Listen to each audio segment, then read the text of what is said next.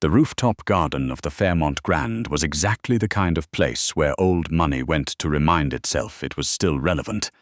White linen draped over tables that cost more than most people's monthly rent, waitstaff who moved like ghosts, and a view of downtown Seattle that made everything below look small and inconsequential. That was, of course, the point. Hazel Morrow had spent 11 months planning this engagement party. Every centerpiece, every champagne flute, every small folded card with a guest's name written in calligraphy, she had touched it all. She had done it because she loved Fletcher Ames, and because loving Fletcher Ames meant understanding that his world ran on appearances, and she had been willing to learn the language.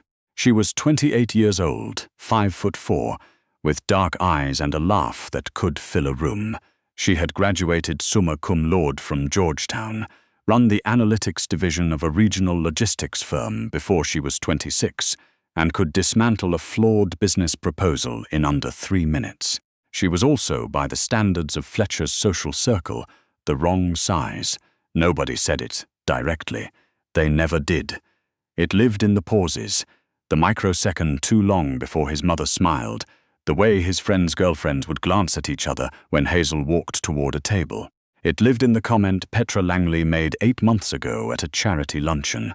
Fletcher always did have unconventional taste, said warmly, said with a smile, said like a knife wrapped in a napkin. Hazel had smiled back and let it go. She was good at letting things go. She had practice. The party was in full swing by 8 o'clock, 300 guests, a string quartet near the East Terrace, the Seattle skyline bleeding amber and violet behind them. Hazel stood near the bar in a navy dress she'd had altered twice, a glass of sparkling water in her hand, because Fletcher had mentioned 3 times in the past month that he wanted her to feel her best for the photos. She was watching the door when he walked in, not Fletcher. She already knew where Fletcher was. She could feel the gravitational pull of his absence the same way you feel a tooth that's been bothering you. He was late. He'd texted. Running behind. 5 more minutes, which was the same thing he'd texted 40 minutes ago. The man who walked in was someone she didn't recognize, which was unusual because Hazel knew every name on the guest list. She had written the guest list. He was tall, mid-30s, with dark hair and the kind of stillness that didn't come from calm. It came from control. He wore a charcoal suit with no tie, no pocket square, nothing decorative, and yet every person in his immediate orbit noticed him the way you notice a pressure change before a storm. He was accompanied by 2 men who were clearly not guests. They stood slightly behind and to either side, scanning the room with the particular blankness of people who are paid to be bored until they aren't. Hazel set down her glass. She was still watching him when Fletcher finally arrived, 47 minutes late, jacket slightly wrinkled, tie loose, with Petra Langley on his arm. Hazel's mind processed it in pieces, the way it processed everything. Information first, emotion after. Petra's hand on Fletcher's forearm, Fletcher's hand covering hers. The way they were laughing at something before they'd fully cleared the door. The way Fletcher's eyes swept the room and found Hazel, and, for exactly 1 second, did not look surprised. He'd known she would be here, of course he had. He had let her plan this party for a reason. She understood in that moment all of it. 11 months of weekends spent on seating charts. 11 months of swallowing comments about her weight dressed up as concern. 11 months of being the wrong size in a world that Fletcher had never actually intended to let her into, just near enough to be useful, just close enough to hurt when he finally let go. The room was watching. That was the thing about 300 people gathered in a small space. They always knew when something was happening, even before they knew what it was. Heads were already turning. Someone near the bar had gone quiet. The string quartet played on, oblivious.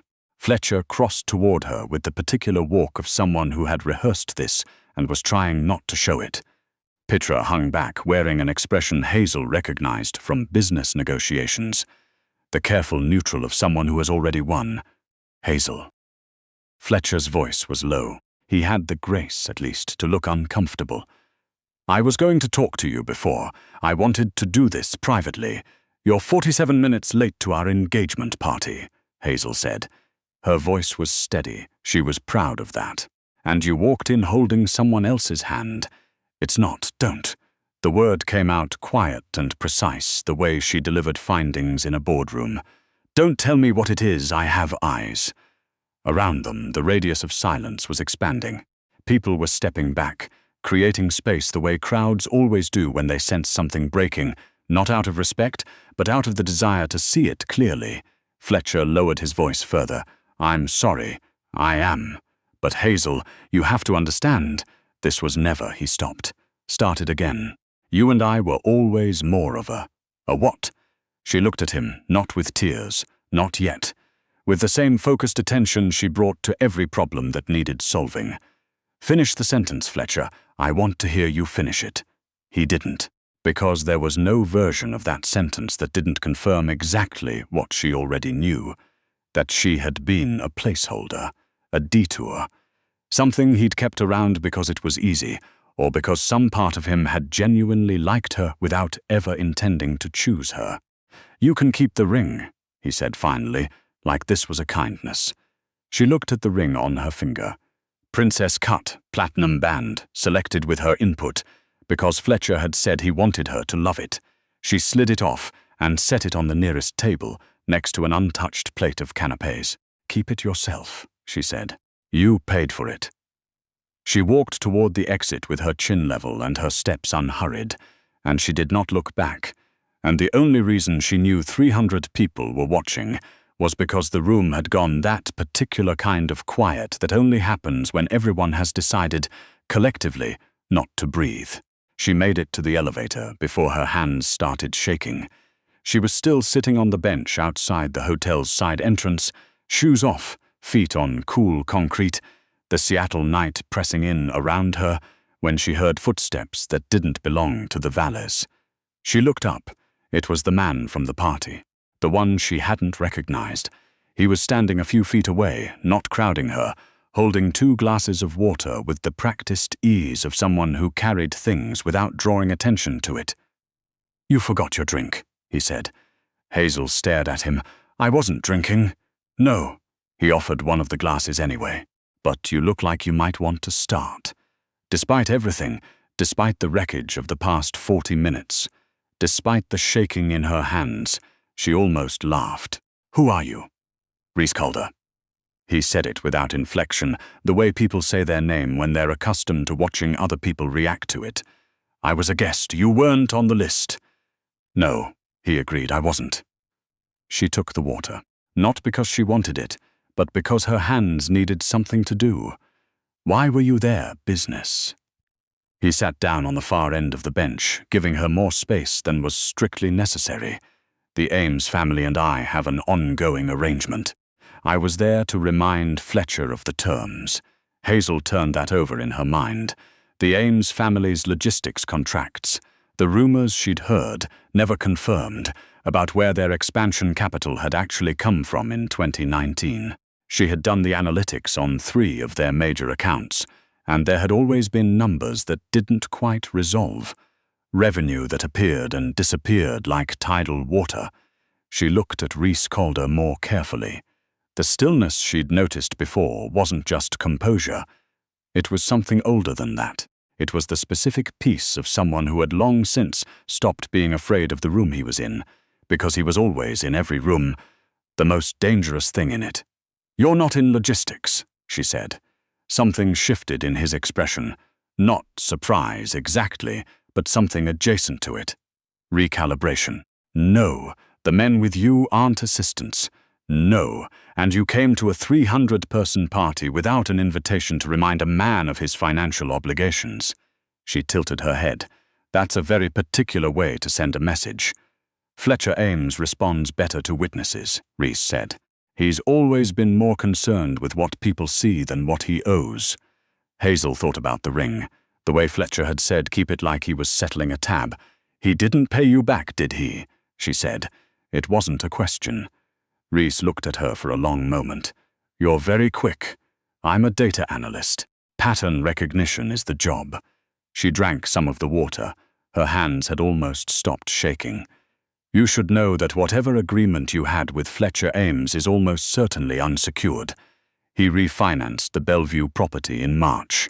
Most of his liquid capital is in his mother's name, technically speaking, and she would spend 6 figures on lawyers before she'd release a single cent voluntarily."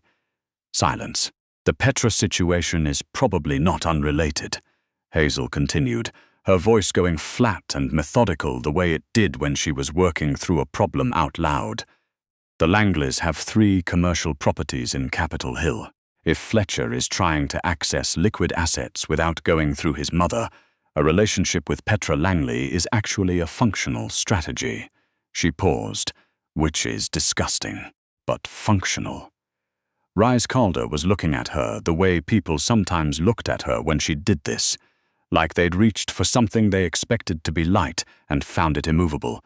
"You worked this out just now," he said, "sitting on a bench. I've had the numbers in my head for months. I just didn't want them to mean what they meant." She set down the empty glass. "How much does he owe you?" he told her. The number was significant. Not alarming to someone at Rhys Calder's apparent level of operation, but significant enough that a man in Fletcher's position would be making very deliberate choices to avoid it. Hazel was quiet for a moment. Then, "I have a counter-proposal." Rhys raised an eyebrow. "Just one." It was almost imperceptible. "You were just publicly humiliated at your own engagement party. Most people go home and cry. I'll cry later," Hazel said. "Right now I'm angry, and when I'm angry I'm productive." She turned to face him fully. "I spent 11 months embedded in the Ames family's social and financial ecosystem. I attended 15 of their private events. I have access to documentation that Fletcher gave me himself, contracts, correspondence, 3 years of quarterly reports. Because he thought I wasn't paying attention. Were you paying attention? I'm always paying attention." The city noise moved around them, distant and indifferent. Somewhere above, the party was presumably still happening. The string quartet, the canapes, the careful performance of a social world that had just ejected her without ceremony. "What exactly are you proposing?" Rhys asked. "I help you recover what you're owed. In exchange, you leave Fletcher Ames's professional reputation intact long enough for me to liquidate a particular consulting contract I hold with the family, which I am now very motivated to convert to cash." She met his eyes. 2 weeks. "I get you your money, I get mine, and then you can do whatever you were already planning to do." Rhys Calder looked at her for a long time. "You just got your heart broken," he said finally. "Yes," Hazel agreed. "It's a very efficient use of the evening." He didn't smile, but something changed near the corners of his eyes, a shift so subtle that most people would have missed it entirely. 2 weeks, he said, "and you work with my team. Fine, and you don't take unnecessary risks." "I never take unnecessary risks." She stood up, shoes in one hand. "I take calculated ones. There's a difference." She did not expect it to become what it became. The first week was work, pure and clean and clarifying. She sat in a building downtown whose address she'd been given on a card with nothing else on it, and she worked with Rhys's team, 3 people, all quiet, all precise, to trace the Ames family's financial architecture from the foundation up. She was good at this. She had always been good at this. Here, nobody looked at her like she was surprising them by being competent. Nobody looked at her like she was the wrong size for the chair she was sitting in. The work asked only what she could actually deliver, and she delivered it. Rhys appeared at the office twice that first week. Both times he reviewed her findings without comment, then asked 2 or 3 questions that demonstrated he had understood everything she'd written and was looking 3 steps further ahead. She found herself looking forward to those questions. She also found herself not examining why. The second thing she didn't expect was the evening he came by after 11 o'clock, when everyone else had gone, and she was still at the table with 2 screens open and the remains of a takeout container beside her keyboard. He stood in the doorway for a moment. "You should go home," he said. "I'm almost done with the Q3 analysis. You've been here since 7 this morning." She looked up, Were you keeping track? He crossed to the table and set down a paper bag from the Vietnamese place 2 blocks over. She hadn't told him she liked Vietnamese food. She hadn't told him anything about herself that wasn't relevant to the work. "The team talks," he said simply, and sat down across from her. They ate without ceremony, the city visible through the floor-to-ceiling windows, and at some point the conversation moved away from the Ames financials and into something else, the specific way a city looks at midnight, the particular freedom of being invisible in a crowd, the question of what it costs to build a life that belongs entirely to you. Reese Calder, she was learning, had opinions about most things and volunteered them rarely. When he did speak, the words were chosen with a precision that made her want to listen to them a second time. "You loved him," he said once. "Not an accusation, an observation. I loved who I thought he was." Hazel was quiet for a moment. "There's a version of Fletcher Ames that probably exists somewhere, the one he showed me at the beginning. I think that version is real. I just don't think it's the version that makes decisions. Most people aren't as self-aware about that. Most people haven't done 11 months of data collection on the subject." He looked at her then, directly, without the slight social deflection she'd noticed in the first days, when he'd treated her more like an asset than a person. This was something else. This was someone actually looking. "You've been treated like you don't belong in rooms for a long time," he said. The words landed with a quiet accuracy that made her breath catch. "Yes," she said. "You do, though." He held her gaze. "You're the smartest person who's been in this building in years. My team started deferring to you on day 3. You probably noticed." She had. She hadn't said anything about it because she didn't want to seem like she needed the acknowledgement. "That's why it works," he said. "Not because of what you look like. Because of what you actually are." The room was very quiet. "Don't," she said, and her voice was steadier than she felt. "Don't say something like that if you don't mean it." "I don't say things I don't mean," Reese said. "It's one of the few policies I've kept consistently." The documentation she found on day 11 was not what anyone had been looking for. It was buried in a folder of vendor contracts, the kind of thing that gets scanned and filed and forgotten. A letter dated 4 years back, signed by Fletcher Ames with a secondary signature she recognized as his mother's. It outlined an arrangement.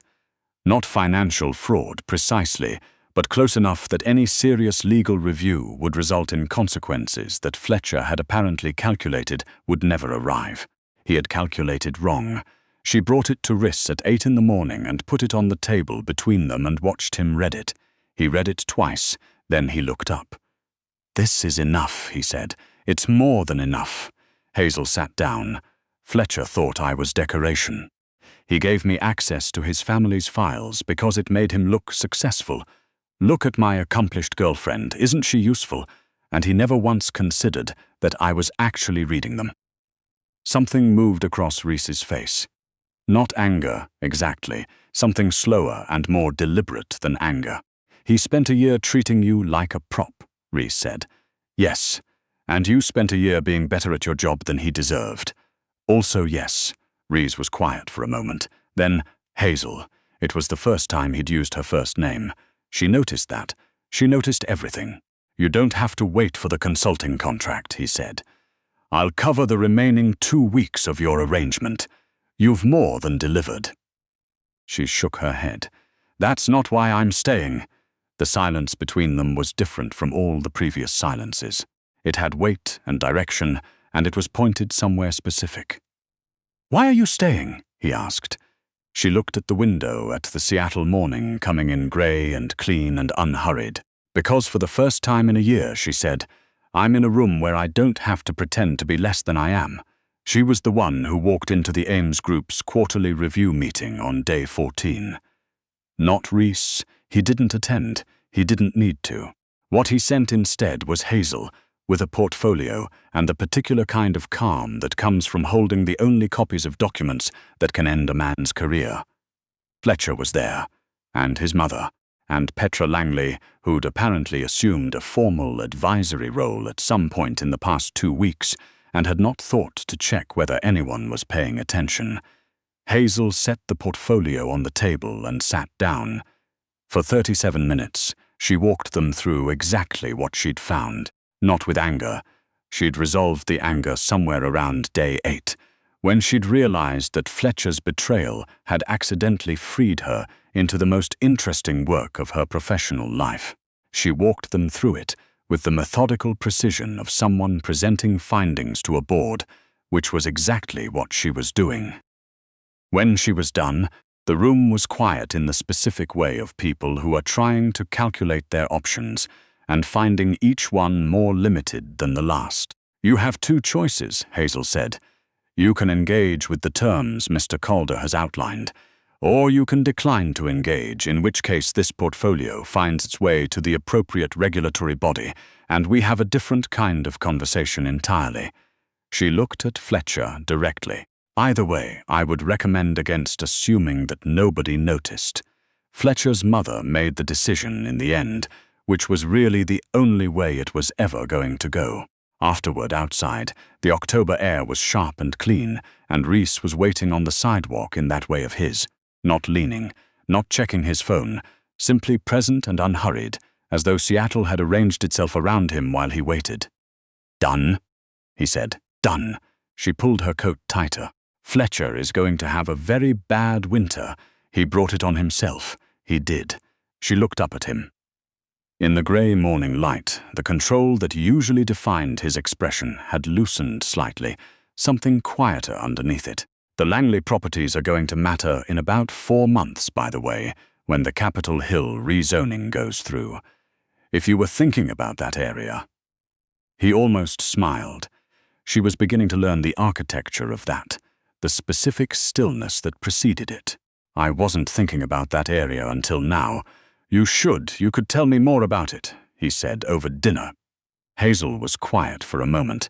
The city moved around them, indifferent and alive. "That would depend," she said carefully, "on whether dinner is a business arrangement or something else." "Something else," Reese said, without hesitation, without qualification.